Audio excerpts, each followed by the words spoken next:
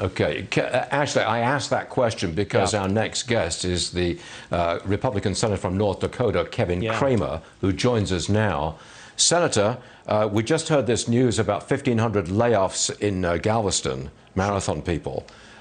This is going to spread, and North Dakota is going to take a big hit. Confirm that? No question about it, Stuart. It's already taken a big hit. We're seeing small employers and large laying off large numbers of people. We're seeing CapEx being greatly reduced by companies like Continental Resources, Hess, and others. And what you're seeing in Galveston is interesting because this is demonstrating that the entire supply chain, the entire value chain, is going to be affected. And these are the economic phenomena that Democrats don't seem to understand. They see things like, credit issues as though it's only about billionaires and millionaires and not about people that are working at these places. And so we have a real challenge on our hands, no question about it.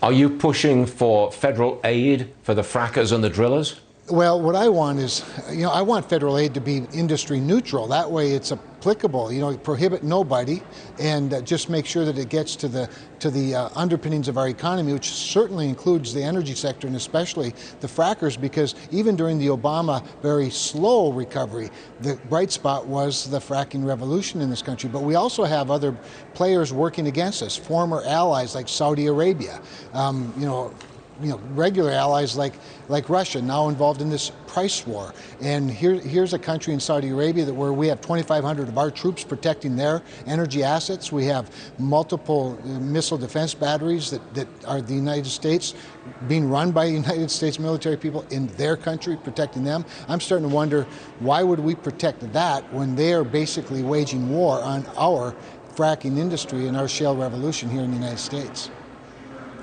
Would you like to see the president get on the phone to the ruler of Saudi Arabia and say, knock it off? Yes, at the very least, and that would be the kindest thing I'd hope he would say, because I worry a little bit that the president rather likes these low gasoline prices. You and I have talked about that. Low gas prices are great if you're able to drive, but in the meantime, we're killing our own economy. He ought to get on the phone and say, we're pulling those 2,500 troops out. We're going to take those Patriot missile batteries out. We're going to take the THAAD system out. We're going to stop escorting your oil ships in those treacherous waters in the Middle East if you don't stop this nonsense and driving our industry out of business. So I think he needs to have a very tough conversation with them and a less diplomatic one. Because there's the side of the coin that says, look, this worldwide slowdown, recession, right, call it what you will, I am told it's taken 20 million barrels of oil out of the equation. In other words, the world is using 20 million barrels of oil a day less. There's not much you can do about that. No, except what you wouldn't do is increase the supply when you already have a demand squeeze, and that's what the Russians and the Saudis are doing. They're increasing supply into an already glutted supply, all the while this coronavirus is reducing the demand.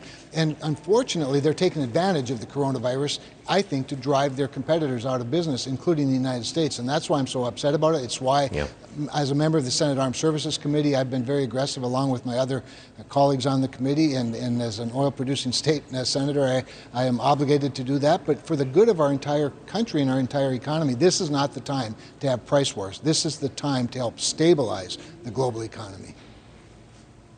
Mr. Senator, just a month ago, we were calling the frackers and the hackers of the frackers and the drillers of North Dakota American heroes. Well, they still are, and we feel for them at this time. And I want you to pass that along to your constituents. Kevin Cramer, North Dakota, Republican. Thank you, Stu. Yes, sir. Thank you very much for joining us. Appreciate it.